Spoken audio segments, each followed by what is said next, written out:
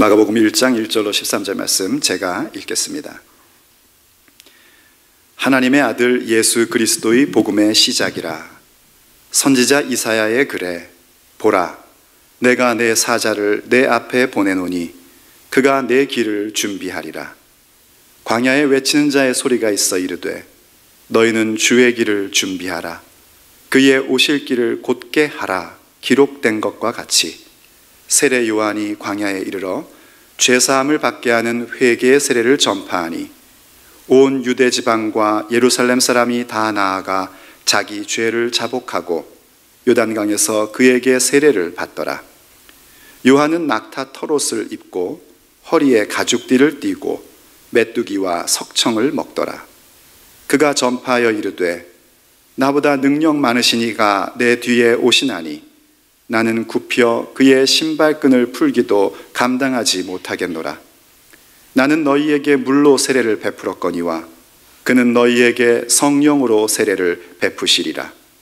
그때 예수께서 갈릴리 나사렛으로부터 와서 요단강에서 요한에게 세례를 받으시고 곧 물에서 올라오실새 하늘이 갈라짐과 성령이 비둘기같이 자기에게 내려오심을 보시더니 하늘로부터 소리가 나기를 너는 내 사랑하는 아들이라. 내가 너를 기뻐하노라 하시니라. 성령이 곧 예수를 광야로 몰아내신지라. 광야에서 40일을 계시면서 사탄에게 시험을 받으시며 들짐승과 함께 계시니 천사들이 수종 들더라. 아멘. 사랑하는 아버지 하나님, 오늘도 이 종이 주의 말씀을 들고 섰습니다. 주님의 말씀, 아버지의 그 생명의 말씀이 선언되게 하여 주시옵시고 사랑하는 교우들의 귀를 열어주시며 마음을 열어주사 주의 말씀이 들려지게 하여 주옵소서. 귀가 있어도 듣지 못하고 눈이 있어도 보지 못하는 비참한 자들이 되지 말게 하시며 저들이 보고 들을 수 있어서 자신의 인생의 방향의 시작이 어디로부터 가야 되며 어디에서 마무리되어야 하는지를 익히 알 수 있도록 주님 말씀하여 주시옵소서. 우리 주 예수 그리스도의 이름으로 기도 올립니다. 아멘. 우리가 살아가면서 뭐든지 시작이 있기 마련입니다. 모든 시작에는 항상 갖추어야 할 것들이 있죠. 사람이 태어나서 자라나는 가운데에도 여러 번의 시작점을 우리가 만나게 됩니다. 이를테면 처음으로 기기 시작할 때가 있고요, 걷기 시작할 때가 있고, 학교를 다니기 시작할 때가 있고, 사춘기의 시작이 있고, 그렇게 여러 시작들을 만나게 됩니다. 그럼 그 시작 때마다 뭔가 잘 갖추어진 준비가 있어야 바른 성장을 가질 수 있습니다.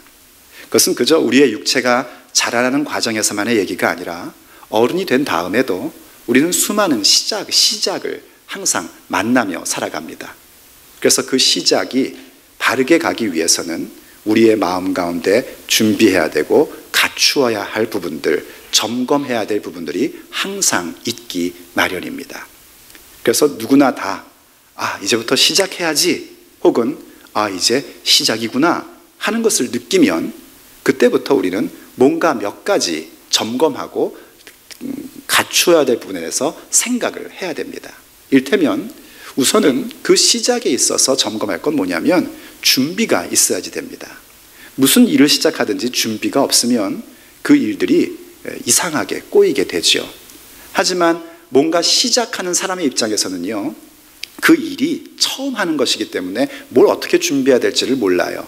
그래서 그때 우리는 그것에 익숙한 사람을 찾아가기 마련입니다. 이른바 전문가의 도움을 얻는 것이 일종의 지혜라고 할 수 있습니다. 그리고 또 시작할 때에 우리가 꼭 기억해야 될 건 뭐냐면 그 시작하는 일들에 대하여 내가 어떤 원리, 어떤 원칙, 혹은 어떤 신념을 가져야 하는가 하는 부분을 항상 점검해야 됩니다. 왜냐하면 그 일에 있어서의 원리와 원칙과 신념이라는 부분이 흐트러져 버리면 내가 그 시작한 일의 출발점과는 전혀 다른 방향으로 일들이 진행돼 버립니다. 그리고 그걸 다른 방향으로 가는지도 모르고 살게 됩니다. 그래서 항상 어떤 일을 시작할 때는 내가 이 일을 왜 하지? 이 일의 방향은 무엇이어야 하지? 하는 부분들을 늘 점검을 해야 됩니다. 그리고 또 한 가지 더 점검해야 될 건 뭐냐면 그 시작하는 일에 주의해야 될 부분도 있다는 것을 늘 점검할 수 있어야 됩니다. 이러한 부분들을 우리가 좀 점검하면서 모든 일의 시작을 가질 수 있어야 됩니다. 물론 어떤 일을 시작할 때 점검할 건 더 많을 겁니다.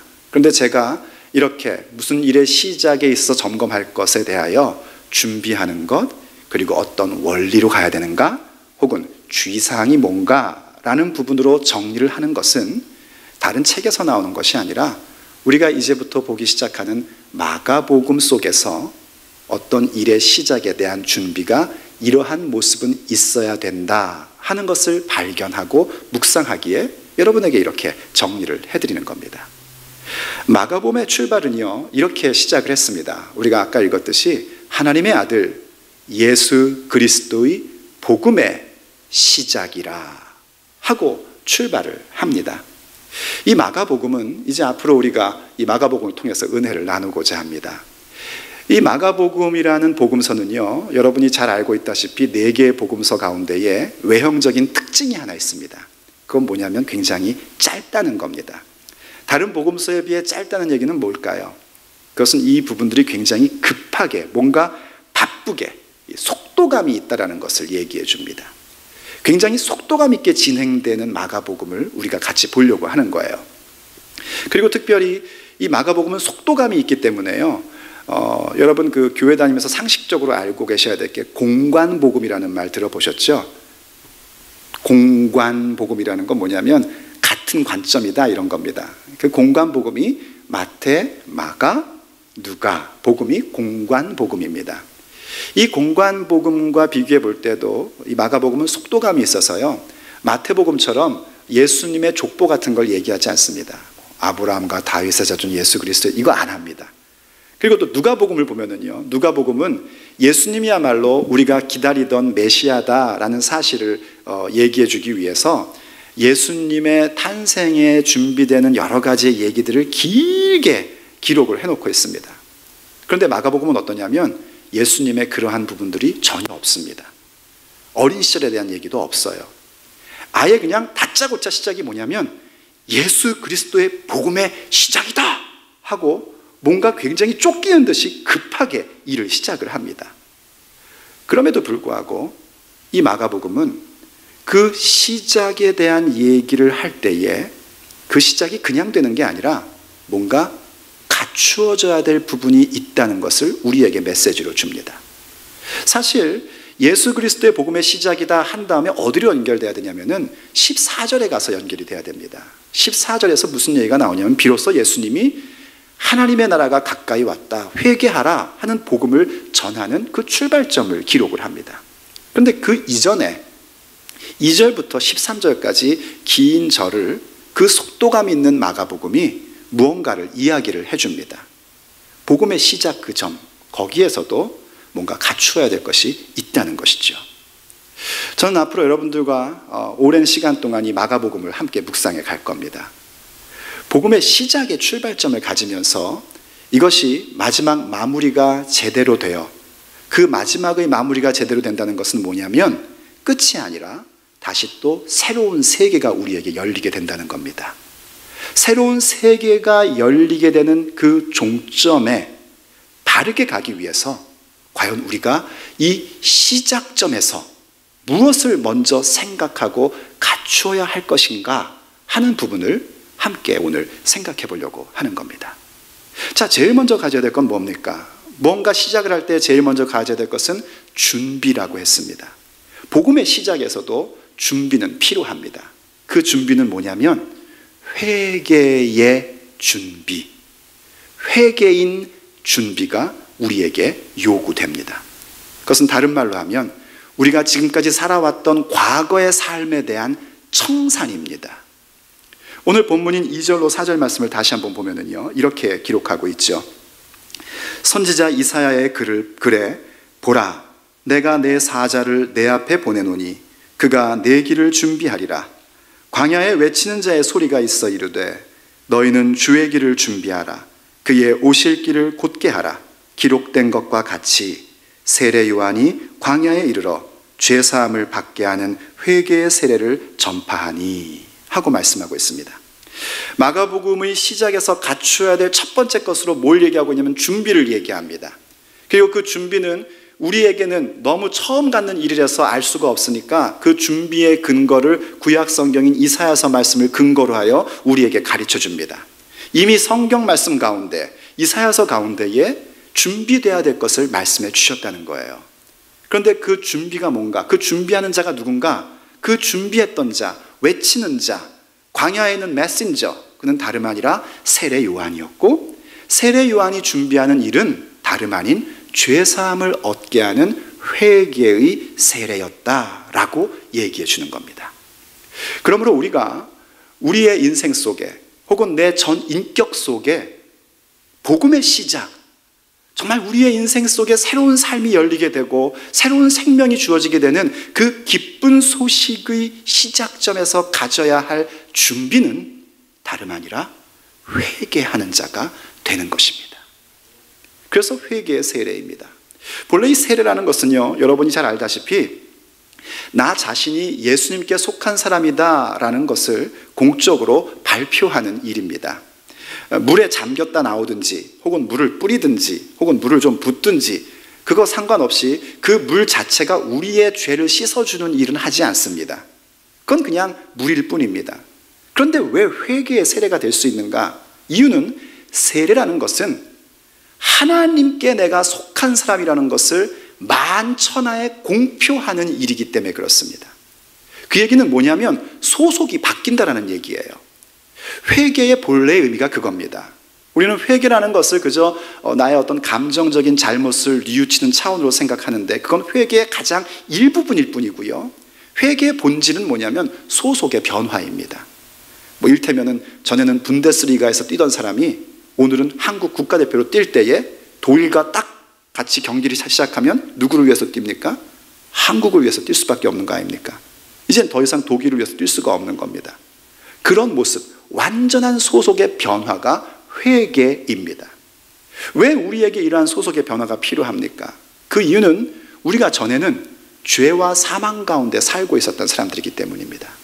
죄라는 것 역시 기독교의 전문 용어로 설명할 때에 하나님을 믿지 않는 것, 하나님과 단절된 상태를 죄라고 얘기를 합니다. 하나님과 단절된 상태이기에 생명이신 하나님과 단절되었기에 그 사람에게 나오는 결과는 뭐냐면 사망밖에 없습니다. 죽음밖에 없습니다. 죄와 사망 가운데 있을 수밖에 없는 존재가 이제는 그런 과거의 삶을 청산하고 생명의 주, 그 아들의 나라 예수 그리스도의 통치 가운데로 들어오는 겁니다. 그게 회개의 세례입니다. 여러분 정말 내 인생 속에 새로운 출발점을 뭔가 갖고 싶습니까? 이젠 이렇게 살면 안 되겠다는 생각이 드십니까? 정말 뭔가 중요한 시작점이 여러분 가운데 왔다는 걸 느끼십니까? 그렇다면 이젠 예수께 속한 자임을 선언하는 회개하는 자가 되어야 합니다. 회개하지 아니하면 우리에게는 생명이 존재할 수 없고 그 소속의 변화를 확실히 갖지 않으면 우리가 아무리 교회를 다닌다 해도 우리는 예수께 속한 사람일 수가 없습니다. 그리고 그러한 사람에게는 어떠한 복음의 시작도 존재할 수가 없는 겁니다. 여러분 한번 이렇게 생각해 보십시오. 어떤 사람이 있는데 정말 살고 싶어요. 할 일도 많고 하고 싶은 일도 많아요. 그런데 법률적으로든지 혹은 의학적으로든지 사형 선고를 받았다고 가정해 보십시오. 사형 선고를 받은 거예요. 몇 년 못 산다 하고. 그럼 그 사람에게 정말 기쁜 소식은 뭘 것 같습니까? 두말할 것도 없이 너는 살 수 있다라는 것이 가장 기쁜 소식일 거 아닙니까? 뭐 얼마 못 산다는데 그 사람한테 황금을 준들 무슨 소용이 있고 세상에 인기를 준들 무슨 소용이 있겠습니까? 너 살 수 있다. 이게 가장 기쁜 소식일 거 아닙니까? 그런데 아십니까 여러분? 우리가 전부 다 사형 선고를 받은 사람들입니다.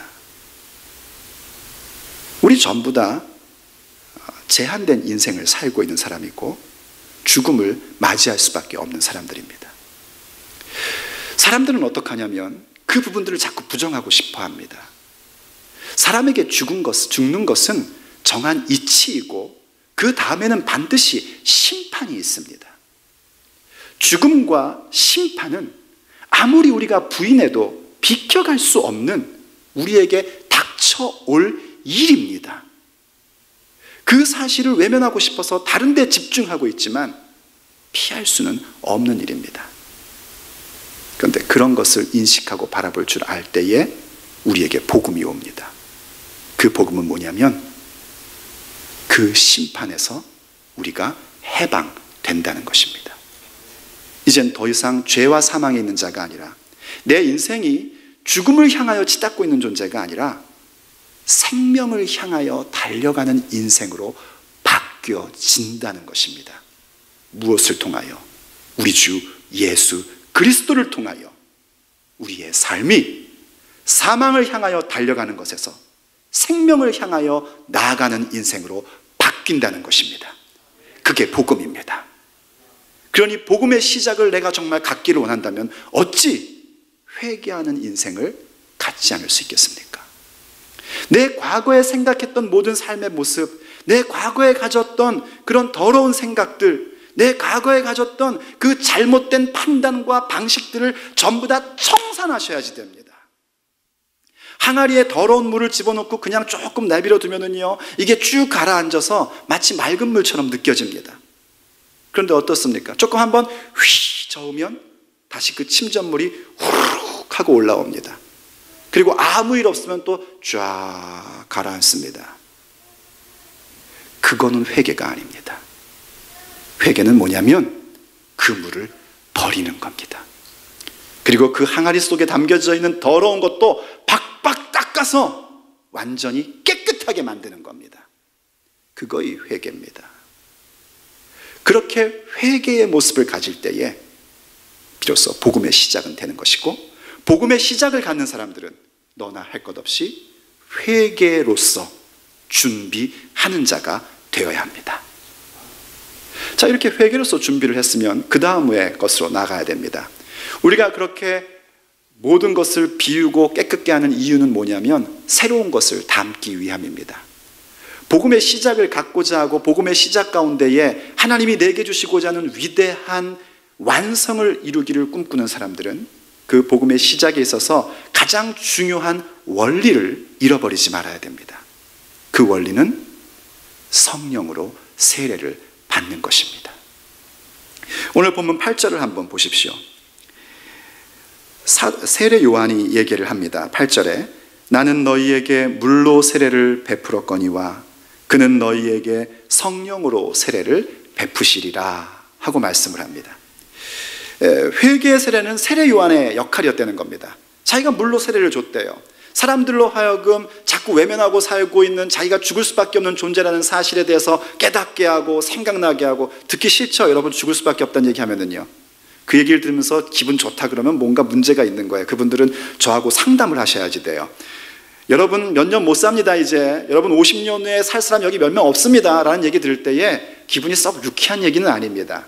그럼에도 불구하고 그런 얘기를 해줘서 깨닫게 하고 지금 살아가는 인생이 얼마 남지 않았다는 사실을 알게 해서 정말 하나님 앞에 헌신된 삶으로 오게끔 하는 결단의 세례를 받게끔 하는, 그 결단의 모습을 갖게 하는 일을 하는 것은 세례 요한의 역할이었단 말입니다. 그러나 그것이 목적은 아니지 않습니까? 우리의 인생에 내 그릇을 깨끗게 하는 목적은 새로운 것을 담기 위함인데, 그 일은 누가 하시는 것인가? 그 일은 오직 예수 그리스도께서 우리에게 하시는 일이란 말입니다. 그게 바로 성령으로 세례를 베푸시는 일입니다. 그래서 복음의 시작 가운데 우리가 잊지 말아야 될 원리, 원칙은 뭐냐면 성령의 임재를 항상 간직하고 살아야 된다는 것입니다. 근데 여러분 사실은요, 하나 짚고 넘어가야 되는 건 뭐냐면, 실제로 사도행전의 얘기를 보면 어떻습니까? 물 세례든 성령 세례든 예수님께서 하시지 않고 예수님이 보내신 사도들을 통하여 이루어지는 것들을 우리가 봅니다. 사도들이 물 세례도 줬고 사도들이 성령 세례도 베풀었습니다. 사도들을 통하여 하나님께서 하신 일이죠. 그리고 지금도 대언의 역사를 통해서, 메신저들을 통해서 하나님께서 우리에게 성령 세례를 베푸십니다. 그렇기 때문에 지금 마가복음에서 예수님이 성령으로 세례를 베푸실 것이다 하는 얘기의 차원은 단순히 예수님이 성령을 베푸시는, 성령으로 세례를 베푸시는 분이다라는 사실을 넘어서서 중요한 메시지를 주고 있는 겁니다. 우리가 성령 시리즈에서 아주 심도 깊게 얘기했던 부분들이죠.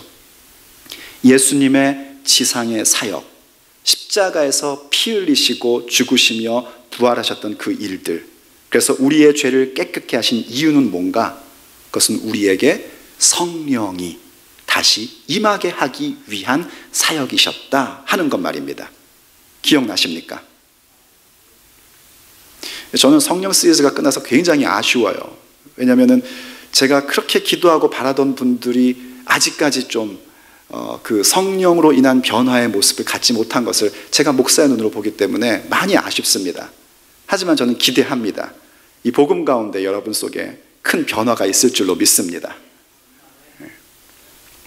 정말 그러길 바랍니다. 자, 어찌됐든 예수님의 사역이 떠났던 성령이 모든 인류 가운데 보편적으로 임하게 하기 위하여 그 십자가에서 피 흘리시고 우리의 죄를 깨끗게 해주셨단 말입니다. 죄 씻음 받아서 양심의 가책이 없어지는 차원이 아니라 성령의 사람이 되어서 하나님의 자녀로 세워지는 역사를 주기 위하여 예수님이 그 일을 하셨다는 겁니다. 그게 바로 성령의 임재입니다. 그게 성령의 세례입니다. 그러므로 여러분, 내가 복음의 시작을 갖고 하나님이 원하시는 그 놀라운 완성의 모습으로 서기를 원한다면 우린 이 성령에 대한, 성령의 임재의 원칙에 대하여 놓치지 말아야 됩니다. 이걸 놓쳐버리면 우리의 출발의 점에 가졌던 그런 놀라운 비전이 어디로 갔는지 없어져 버립니다. 엉뚱한 방향으로 가고 있는데도 그것을 알지를 못하게 됩니다. 그리고 무엇보다도 성령이 없이는 어느 누구도 예수 그리스도를 나의 인생의 왕으로, 주인으로 믿을 수가 없습니다. 오늘 본문에서도 그런 내용이 나옵니다. 성령의 임재 속에서 예수님이 우리의 왕 되시는 그런 기사가 나오는데요, 10절과 11절을 보면 이렇게 얘기를 합니다. 곧 물에서 올라오실새 하늘이 갈라짐과 성령이 비둘기같이 자기에게 내려오심을 보시더니 하늘로부터 소리가 나기를 너는 내 사랑하는 아들이라 내가 너를 기뻐하노라 하시니라 하는 말씀이었습니다. 예수님께서 세례를 받으시는 장면이에요. 세례를 받고 물에서 올라오시는데 성령이 비둘기같이 임하고 하늘에서 아버지의 음성이 들립니다. 그런데 그 아버지의 음성이 뭐라면 너는 내 사랑하는 아들이라 내가 너를 기뻐한다 하는 음성이 들렸다는 겁니다. 근데 이 얘기가 현대의 우리들에게는 이렇게 좀 정서적인 걸로 들리죠. 이모셔널한 그런 표현으로 들립니다. 아우, 내 사랑하는 아들, 내가 너를 보면 기뻐, 이런 모습으로 보이지만 성경시대의 문화, 성경시대의 지역 속에서는 이 얘기가 무슨 말인지 다 압니다. 이건 정서적 표현이 아니라 왕위 계승의 전권 부여에 대한 선언입니다. 조금 어려운 말을 했죠. 왕권 계승. 이제 왕이 자기가 이제 왕권을 버리고 자기 아들에게 왕권을 물려줄 때가 올 거 아닙니까? 그럼 왕권을 계승, 석세스 한단 말이에요. 왕권을 계승할 때에 그냥 크라운만 딱 덮어준다고 해서 왕이 되는 게 아니잖아요. 그 오토리티, 그 권위를 전부 다 줘야 될 거 아닙니까? 전권을 줘야지 됩니다. 그래서 그렇게 전권을 줄 때에 쓰는 표현이 뭐냐면 이는 내 사랑하는 아들이요 내 기뻐하는 자라 라는 표현을 하는 겁니다. 이해가 되십니까? 그래서 이 말씀은 뭐냐면 하나님이 예수님을 얼마나 이쁘게 여기는지 그런 얘기를 하는 차원이 아닙니다. 이제부터 성부 하나님이 가지고 계셨던 모든 권리, 모든 권세를 그 아들 예수 그리스도에게 이양해 준다라는 선언입니다. 그리고 그것에 대한 표적으로서 성령이 비둘기같이 예수님 위에 임하게 된 것입니다. 그래서 예수님이 받은 전권이 뭡니까? 예수님 받은 전권은 뭐냐면 흑암의 권세 가운데 있는 우리들로 하여금 성령의 세례를 받아 성령의 사람이 되어 하나님의 자녀가 되게끔 생명을 주실 수 있는 권리입니다. 그 권세가 예수 그리스도에게 임했다는 겁니다. 그래서 예수만이 우리의 왕이신 것입니다. 그래서 예수만이 우리의 주가 되시는 겁니다. 여러분, 예수님이 여러분의 왕이십니까? 예수님이 여러분의 주인이십니까? 진짜 그렇습니까? 정말입니까? 혹시 말로만 그러는 거 아닙니까? 예수님이 주이시고 예수님이 왕 되심을 정말 믿는다면 우린 어떤 모습으로 살아가냐면요, 내 생각, 내 방식, 내 철학, 내 관점, 이러한 것들을 다 청산해버립니다. 그런데 우리들은 자주 어떤 미혹에 빠지냐면 내가 가지고 있는 철학, 내가 가지고 있는 생각, 내가 가지고 있는 판단의 합당함을 갖기 위해서 성경 말씀을 이용합니다. 예수님 말씀을 활용해버립니다. 고민하지 않고 내 생각과 내 방식이 맞다는 걸 증명하기 위해서 성경을 끄집어 오는 사람이 되어버립니다. 그건 예수님을 왕으로 모시는 것 절대로 아닙니다. 예수님을 나의 왕이요 주로 믿는다는 건 뭐냐면 내가 가지고 있는 생각이나 철학이나 삶의 가치관 다 청산하고 나를 주님의 말씀 속으로, 주님의 가르침 속으로, 주님의 삶의 모습 속으로 집어 넣는 겁니다. 성령은 우리를 그렇게 만듭니다. 누구든지 그리스도 영이 없으면 그리스도의 사람이 아니라 얘기했고요, 그리스도 영이 없으면 예수를 주라 시인할 수 없다라고 한 말씀은 진리입니다. 근데 착각하지 마십시오. 여러분이 이렇게 평화로운 캐나다에 살면서 예수님은 나의 주인이에요 이렇게 말했다고 해서 그 사람이 성령이 있는 사람이라는 것을 얘기하는 것은 아닙니다. 말 그대로 성령이 없으면 예수님을 주라 할 수 없습니다. 뒤집지 마십시오. 이 말씀을 예수를 주라 시인했으니 나는 성령이 있다 이렇게 뒤집지 마시고 누구든지 성령이 없으면 예수를 주라 할 수 없습니다. 그래서 성령이 우리에게 있어야 된단 말입니다. 복음의 시작이 완전한 마무리 완성으로 가는 것에 있어서 제일 중요한 핵심은 뭐냐면 예수를 믿는 겁니다. 예수를 믿기에 예수를 증거하는 것입니다. 예수님이 나의 왕인 것을 믿고 예수님이 나의 주인 것을 믿고 그 모습의 삶을 증언하며 살아가는 것입니다. 그런데 그것이 어찌 성령이 없이 가능할 수 있겠습니까? 성령과 복음은 다른 얘기가 아니라 똑같은 얘기입니다. 그러므로 우리가 복음의 시작을 가져서 정말 하나님이 그 복음을 주시면서 우리에게 주시고 싶어 하셨던 그 놀라운 완성의 모습을 가기를 원한다면 우린 이 원리를 놓치지 말고 점검하며 늘 갖춰야 됩니다. 성령이여 나에게 임하시옵소서. 성령의 임재, 성령의 세례받은 자, 그 모습으로 저와 여러분은 함께 일어서야 합니다. 그리고 나서 무엇을 해야 되냐면 이제 주의해야 될 것이 있다는 것도 잊으셔서는 안 됩니다. 모든 시작점에서 주의사항이 항상 있는 것처럼 복음의 시작에도 준비해야 할 회개의 준비가 있고 그 회개한 가운데 꼭 가져야 될 원리, 꼭 잊지 말아야 될 원칙, 성령으로 말미암아 해야 된다 하는 것을 기억해야 되고 동시에 주의해야 될 부분이 있다는 것도 기억하셔야 됩니다. 그 주의해야 될 것은 뭔가? 시험을 극복해야 한다는 겁니다. 오늘 본문 12절과 13절을 다시 한번 보겠습니다. 성령이 곧 예수를 광야로 몰아내신지라 광야에서 40일을 계시면서 사탄에게 시험을 받으시며 들짐승과 함께 계시니 천사들이 수종들더라 하고 얘기합니다. 사실 마가복음과 누가복음 이걸 굉장히 길게 얘기했는데 죄송합니다. 마태복음과 누가복음은 이걸 길게 얘기해 줬는데 마가복음은 굉장히 짧게 이 부분을 얘기를 합니다. 그럼에도 불구하고 중요한 포인트는 놓치지 않아요. 일단 성령이 예수님을 광야로 내몰았다. 이 굉장히 중요한 부분입니다. 40일 동안 계셨다. 그리고 마귀에게 시험을 받으셨다 하는 그런 내용입니다. 이거에 대한 자세한 내용은 우리가 다음 이제 우리가 또 볼 때 보도록 하고요. 오늘 보고 싶은 건 뭐냐면 성령이 예수님을 광야로 내모셨다 하는 부분입니다. 성령이 예수님을 광야로 내몰았대요. 여러분, 우리가 성령님이 꼭 필요한 이유가 여러 가지 이유가 있지만은요, 믿음의 삶에서 시험을 극복할 수 있는 힘은 성령이 함께 하셔야만 가능하기 때문에 그렇습니다. 성령이 없이는요, 제 아무리 목사라도 어떤 시험도 극복 못합니다. 여러분이 그래도 목사라고 했으니까 이렇게 앉아서 듣는 거 아니겠습니까? 목사도 안 됩니다. 그럼 여러분은요? 당연히 안 됩니다. 우리의 직분이 중요한 것이 아니라 내가 정말 성령의 사람이 되었는가가 중요합니다. 성령이 계셔야 시험을 극복할 수 있어요.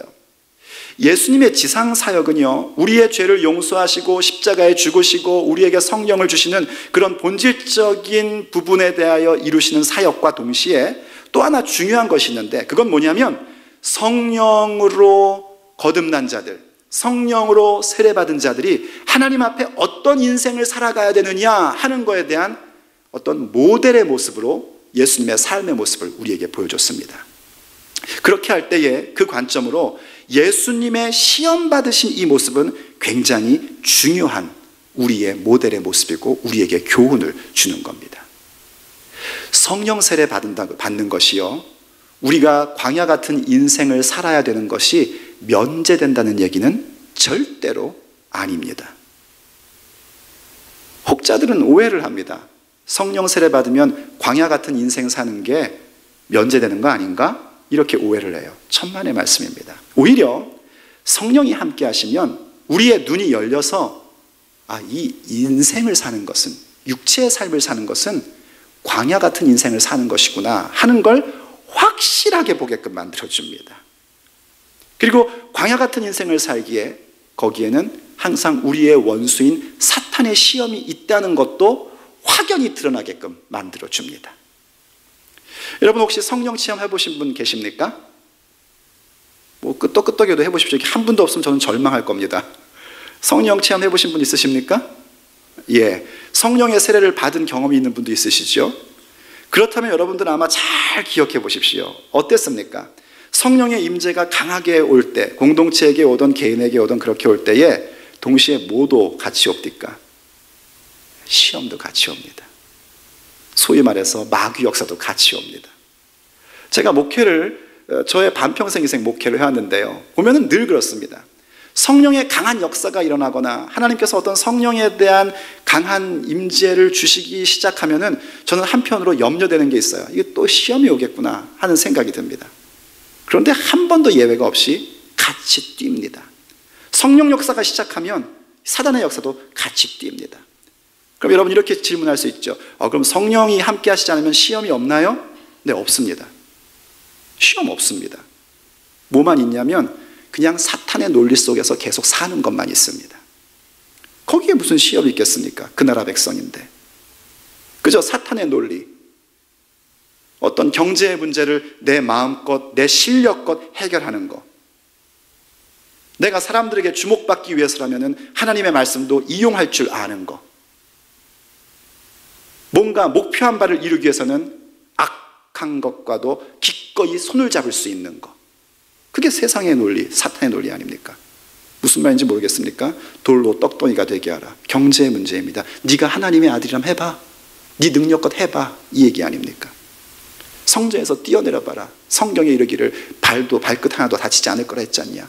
성전에서 뛰어내리면 사람들이 주목할 수 있거든요. 나에게 절 한번 해라. 그럼 이 세상 다 줄게. 주님이 세상을 구하러 오셨는데 사단이 다 주겠대요. 목적한 바를 이루기 위해서는 사탄과도 손잡을 수 있는 것, 그 논리밖에 없습니다. 그 방법밖에 없습니다. 그것이 전부인 줄 알고 사는 인생입니다. 그런데 성령이 임하시기 시작하면 어떡합니까? 그게 아니라는 사실을 알게 됩니다. 갈등이 오기 시작을 하는 겁니다. 내 모습이 보이기 시작을 하는 거예요. 성령은 빛으로 우리 가운데 임하기 시작하는데 그 빛이 비춰지면 내 더러운 것이 보이기 시작을 합니다. 그래서 그 더러운 것을 보며 하나님의 은혜 가운데 있는 자는 어떻게 하는가? 회개 작업으로 들어가게 되는 거예요. 눈물을 흘릴 수밖에 없고 나를 쳐서 나의 가슴을 치며 하나님 나는 죽을 수밖에 없는 죄인이라고 말할 수밖에 없게 되는 겁니다. 그런데 어떤 이들은 어떤가? 그 더러운 것들이 다시 훅 올라옵니다. 옛날의 모습이 다시 똑같이 나타납니다. 너무너무 안타깝죠. 성령이 임하면 시험이 늘 있기 마련입니다. 그런데 여러분, 정말 나의 인생 속에 하나님이 주시고자 하는 그 놀라운 새로운 세상을 향하여 복음의 시작을 갖기를 원한다면 이 시험을 극복해야 한다는 사실을 잊으셔서는 안 됩니다. 그게 우리가 주의해야 될 부분입니다. 성령의 역사 속에 복음의 시작 속에 예수님도 광야 가운데 들어가 마귀의 시험을 받으시고, 경제의 문제가 내 힘껏 하는 것이 아니라 경제의 문제보다 하나님의 말씀으로 살아야 한다는 사실을 알기에 거기서 갈등하며 때로는 유혹을 받으며 극복해내야 되는 겁니다. 하나님의 말씀은 나의 인기를 위해서나 나를 주목하기 위해서 있는 것이 아니라 정말 하나님을 경배하기 위하여, 하나님을 존중히 여기기 위하여 존재한다는 말씀이라는 사실을 분명히 알기에 그 속에서 부닥치며 갈등하며 고민하며 그리고 그 시험 가운데 극복하는 자가 되어야 됩니다. 내가 뭔가 목표한 것을 이루기 위해서는 기꺼이 악과도 손잡을 수 있다는 것이 아니라 오직 우리 주 하나님만을 경배해야 한다는 사실에 대하여 분명한 지식을 갖고 성령의 비춰주심을 갖고 그 모든 유혹과 그 모든 시험 가운데 싸우며 이기는 자가 되어야 합니다. 거기에서부터 복음의 시작은 출발되는 것입니다. 저는 여러분과 함께 이제 마가복음을 통해서 그 복음이 무엇인지를 얘기할 것이고, 그 복음의 시작이 완전한 마무리를 이루어 하나님이 내 삶 속에 이루어주시는, 우리의 인생 속에 이루어지는 새로운 삶의 출발점이 무엇인지를 함께 추적해 갈 것입니다. 그 복음의 시작을 위해서 여러분들은 점검할 수 있는 자가 되기를 간절히 바랍니다. 준비하십시오. 회개의 준비를 가지십시오. 아직까지 버리지 못한 옛날의 습성이 뭡니까? 아직까지 여러분이 버리지 못한 더러운 것들이 뭡니까? 그 모든 것들을 버리고 회개하십시오. 그리고 성령을 사모하십시오.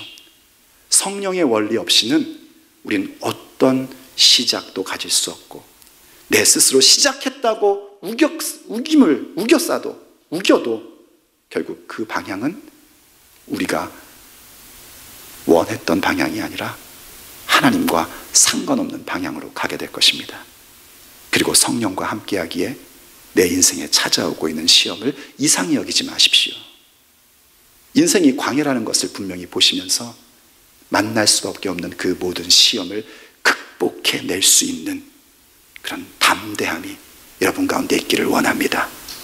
그럴 때 이 복음의 시작이 하나님께서 기뻐하시는 그 완성의 모습으로 우리의 삶 가운데 이루어지게 될 것입니다. 기도하시겠습니다. 사랑하는 아버지 하나님, 우리들에게 복음의 시작을 갖게 하여 주셔서 감사드립니다. 이미 시작된 이 복음의 시작, 그 시작이 우리의 인생의 시작이 되기를 간절히 원합니다. 정말 이 시작이 얼마나 중요한 일인지, 우리에게 죽느냐 사느냐 절대절명의 일이니 우리 모두가 깨닫고 복음의 시작 가운데에 참여되는 사람들이 되게 하여 주시옵소서. 그래서 하나님, 그 복음의 시작 가운데 갖추어야 될 것이 무엇인지를 저들에게 이야기했고, 또 주께서는 말씀해 주셨으니 우리 사랑하는 교우들이 이 복음의 시작점에서 점검할 일들을 점검할 수 있는 지혜가 있도록 도와주옵소서. 하나님, 아직까지도 과거의 습관을 버리지 못하고 그것이 다시 드러나는 모습으로 살고 있습니까? 회개하는 심령이 되게 해주시고 회개하며 준비케 하여 주옵소서. 정말 성령으로 말미암아 우리 주 예수 그리스도의 왕되심을 인정하는 성령의 사람들의 모습으로 살아가는 것을 이 모든 일의 원리로 삼는 자들이 되게 하여 주옵소서. 그리고 성령께서 역사하실 때에 시험이 오는 것을 이상히 여기는 것이 아니라 도리어 그 시험을 우리 주 성령과 함께 이겨내는 믿음의 용사들이 되게 하여 주옵소서. 그래서 우리에게 주신 하나님의 아들 예수 그리스도의 복음의 시작이 우리의 인생 속에 시작되며 완성되며, 또 그 완성으로 인하여 하나님이 우리에게 주시는 새로운 삶의 장이 열릴 수 있게 하여 주시옵소서. 우리 주 예수 그리스도의 이름으로 간절히 기도 올립니다. 아멘.